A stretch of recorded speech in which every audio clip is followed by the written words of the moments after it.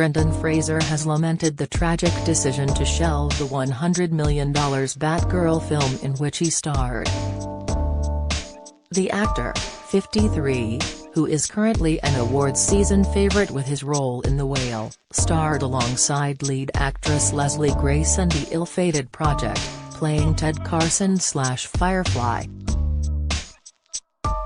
Warner Bros. Scrapped the film, after it received poor test reviews. It had been slated to be released on HBO Max later this year. Brendan told Variety, "It's tragic. It doesn't engender trust among filmmakers and the studio. Leslie Grace was fantastic. She's a dynamo, just a spot-on performer. Everything we shot was real and exciting and just the antithesis of doing a straightforward digital, all-green screen thing. They ran fire trucks around downtown Glasgow at 3 in the morning, and they had flamethrowers. It was a big-budget movie, but one that was just stripped down to the essentials."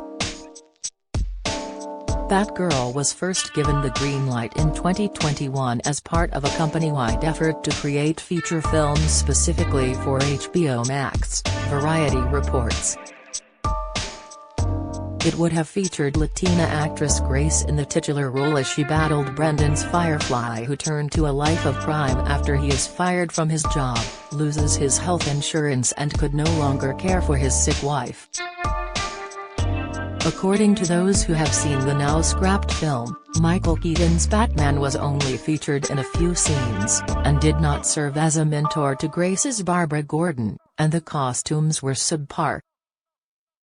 "I'll say I'm not that surprised Batgirl got cancelled, as it features a woke Latino Batgirl and Barbara Gordon in a story that sounds downright awful," Matt McGloin wrote for Cosmic Book News. A source also told The Post, "They think an unspeakable Batgirl is going to be irredeemable." And Collider editor-in-chief Stephen Weintraub tweeted, "Spoke to people that saw #Batgirl, and they said it was a huge disappointment. Also that the costumes looked cheap, especially Keaton's Batman costume." Executives also scrapped the upcoming Scoob! Sequel Scoob! Holiday Haunt, which cost $40 million. Filmmakers were told the decision came down to a purchase accounting maneuver available to Warner Discovery because the company changed hands earlier this year. It allows Warner Bros. Discovery to not have to carry its losses forward while it tries to pare down its $3 billion in debt, according to Deadline. And as it tries to recoup its losses, company officials are moving away from its strategy of releasing big-budget movies to encourage subscriptions to HBO Max, and are instead focusing on creating large-scale films that could compete in theaters. By doing so, executives at a variety of production companies have decided, the films would have cultural relevance by the time they arrive on streaming platforms. It is a marked difference from the Netflix model, which recently spent $200 million to create The Gray Man, an action film from the directors of Avengers: Endgame, which only stayed in the top spot on the site for 8 days, according to IndieWire. But in order to make Batgirl a theater-quality movie, company executives would have to spend vast sums of money to improve the film's graphics, as well as $80 million in global prints and advertising. The studio has already spent more than $100 million on the Batgirl film, in which, critics say Grace's Barbara Gordon dresses up as Batman for Halloween and proceeds to go after terrorists on her own. Elsewhere in the interview, Brendan took a swipe at Tom Cruise's critically panned The Mummy reboot. The actor, who starred as adventurer Rick O'Connell in 3 of the hit franchise's films, said the 2017 box office flop lacked the fun seen in 1999's The Mummy, 2001's The Mummy Returns and 2008's The Mummy, Tomb of the Dragon Emperor. Brendan, who is hotly tipped for award season success with his role in The Whale, told Variety, "It is hard to make that movie. The ingredient that we had going for our Mummy, which I didn't see in the new one, was fun. That was what was lacking in that incarnation. It was too much of a straight-ahead horror movie. The Mummy should be a thrill ride, but not terrifying and scary." The star said he would be open to reprising his role as the fearless Rick, saying, "I don't know how it would work. But I'd be open to it, if someone came up with the right concept." Oscar nominee Cruise had hoped to breathe new life into the Mummy franchise, but it was lambasted by critics and ended up losing Universal Studios between $6,100 million. In contrast, 1999's The Mummy made $416.4 million against an $80 million budget. IndieWire's David Ehrlich wrote at the time, "All of this is to say that not only is The Mummy the worst movie that Tom Cruise has ever made, it's also obviously the worst movie that Tom Cruise has ever made. It stands out like a flat note on a grand piano." This comes after Brendan broke down in tears as he received a 5-minute standing ovation at the London screening of his new movie The Whale on Monday.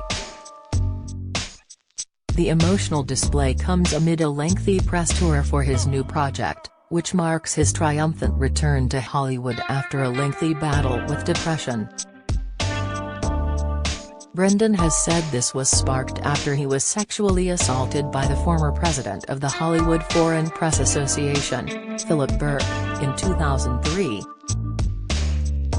In a video shared by a guest at the premiere, an emotional Brendan is seen bowing to rapturous applause from the audience before embracing director Darren Aronofsky and screenwriter Samuel D. Hunter, who joined him on stage. Am I at Venice Film Festival?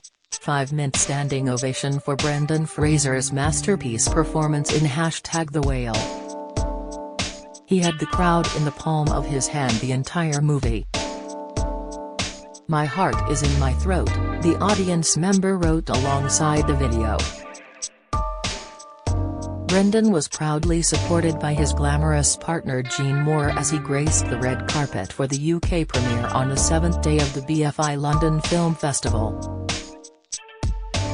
The Whale, which will be released in cinemas in December, received its first premiere at the Venice Film Festival last month, and is quickly earning rave reviews as well as Oscars buzz for its lead star. In footage shared on social media following the film's Venice screening last month, Brendan fought back tears as he received another lengthy standing ovation. Fraser shot to stardom when he was cast in children's favorite film franchises George of the Jungle and The Mummy. His chiseled physique earned him a position as a Hollywood heartthrob as he thrashed around the sets performing stunts in high-action roles. But Fraser revealed in a later interview the toll the stunts had taken on his body.